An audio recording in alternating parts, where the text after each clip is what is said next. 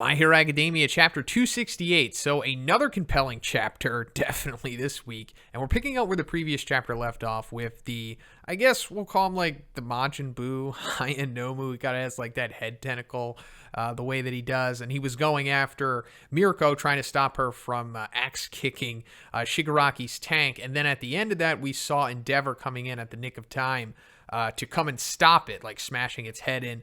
And we're seeing the lapse in time between that sequence happening at the end of the chapter and this chapter beginning, because before he's even able to take down the Majin Buu Nomu, he comes encounter with Crust, and we're picking up with what he was doing. He was fighting his own individual Hien Nomu, the real bulky, thick one. And he's still, going at it, but he's not able to overcome the regeneration ability of the Hien Nomu, which is really like the deciding factor in these fights. It's like, yeah, I mean, Crust, Mirko, they're all ultra powerful as proven, but like you need to really go to that next level to be able to overcome like their regeneration abilities. Now, Mirko, of course, he could just kick their heads off, but Crust maybe can't really. I mean, he could probably like cut their heads off like Captain America would with like a shield or something, but it doesn't really seem to be working here. And he needs the help of none other than Aizawa, because Aizawa's coming in the nick of time with President Mike, the two boys.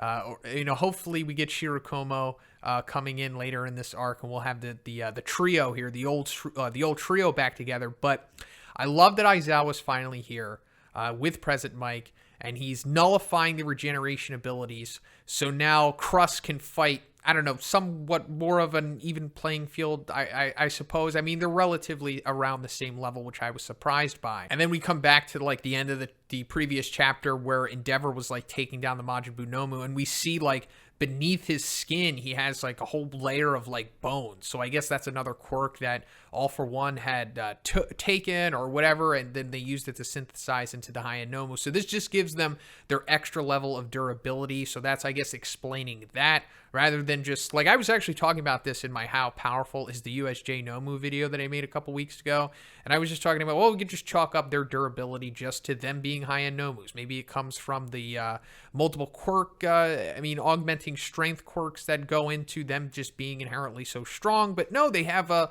layer of bones here on top of them. Well, at least the Hien Nomus do. And this is also stopping him from completely finishing the job, because we'll see that like he does start to ignite his fist to like finish the job, like take his head off, because Aizawa points out to Endeavor that like, hey, there's like two Hien Nomus in front of me, so I can only nullify them. I can't nullify the one behind them, which is the Majin Buu Nomu. So then when Endeavor's trying to take him down, he's unable to finish the job, because we come to that whole acid spray situation, and that allows the Majin Buu Nomu to continue his tentacles grabbing Mirko, but instead of grabbing her, it's like piercing her leg, which we saw in the previous chapter as well, and it's like piercing her midsection as well. So Mirko's really getting messed up by this, and this also, I suppose, is stopping her from going full force into Shigaraki's tank, which it seems like she's only grazing the surface of it, but we'll go into that because I skipped ahead, just talking about how the Majin Buu Nomu was able to survive. So we're coming to the tank, and we're seeing that Shigaraki is in there, and I guess he's somewhat conscious in the tank because he's like smirking, right? So either he's consciously smirking or maybe he's unconsciously smirking, unaware at this point. And then we come to his development progress, his estimated time of arrival. It says 74%. And then the last time we saw the number or just was told about it, I think it was 70%. And that was a couple chapters ago. So in this small amount of time, which I don't know, maybe was less than 5 minutes since this whole like big battle begun in the hospital.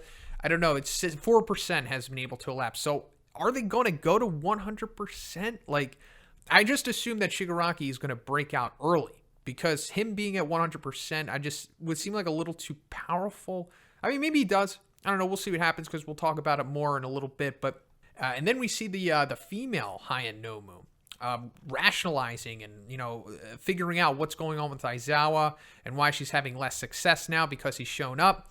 And I think is the most intelligent Hien that we've seen so far. I mean, Hood, the first one, he was pretty intelligent, but I don't know, his dialogue didn't seem as clean and cohesive as the female Hien Nomus does here. So maybe she's the most intelligent one. I mean, I think she might be because they're like singling her out here. And she has been pretty prevalent since they all came out of their tanks.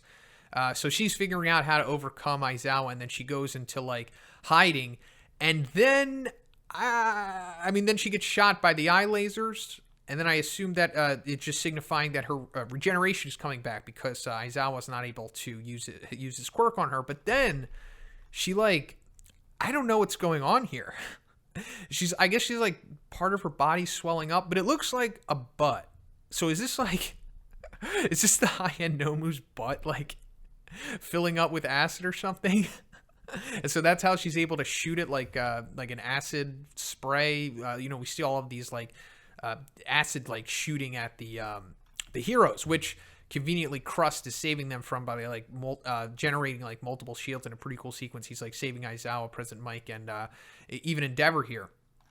So I don't know. Maybe once the official chapter is released, we'll see what's going on. Or maybe this is her arm expanding or something. I don't know. It looks like a butt to me.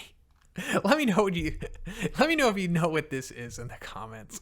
But anyway, we'll go back to this, what we were talking about earlier with this sequence stifling Endeavor from stopping the Majin Buu High-End Nomu, and that allows him to continue his path of his tentacles, and he's stopping Mirko here. And then she's able to do her crescent moon kick despite being, like I said, stabbed in the thigh, stabbed in the solar plexus or midsection. Looks pretty painful and pretty bad for Mirko right here, but still she's only able to not completely destroy the tank. She's cuts down the surface of it and starts to crack, and then you see whatever juice is in there spilling out. So interesting. I guess the Nomu was just fast enough and able to pull her back just enough. And then as she's being pulled away by the Majin Buu Nomu, we see Endeavor coming down the hallway behind him, and he's just bursting through it, and he saves her from being pulled. And it looks like she's done after this, because the way that he's holding her and the way that she's kill them, inside. Shigaraki's inside the vat. Get him. It's I'm assuming that she's done because her arm's off. She's got, wounded in the solar plexus, wounded in the thigh.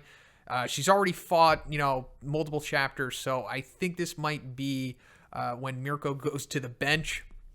And then I guess it's going to be Endeavor, President Mike, and Aizawa. Oh, and Crust, of course, and then Saber.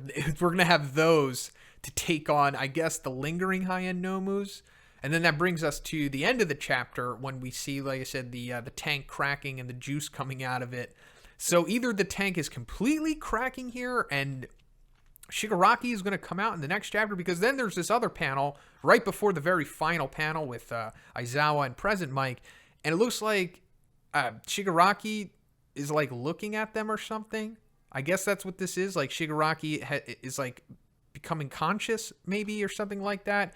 Hard to make out exactly what's happening in this panel, but I don't know. I don't think Shigaraki is necessarily going to come out in the next chapter or the next couple chapters.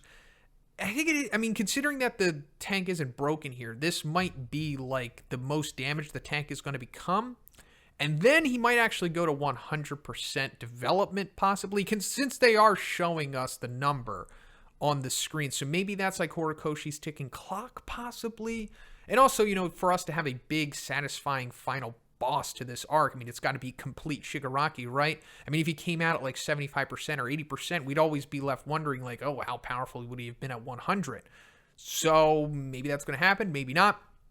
But either way, we do not have enough firepower here with Aizawa, President Mike, Endeavor, Saber, and Crust to take on super powerful Shigaraki. But also we have to remember that any significant kind of backup that they could get is, I think, 50 miles away. I think that's the distance between the mansion and the hospital.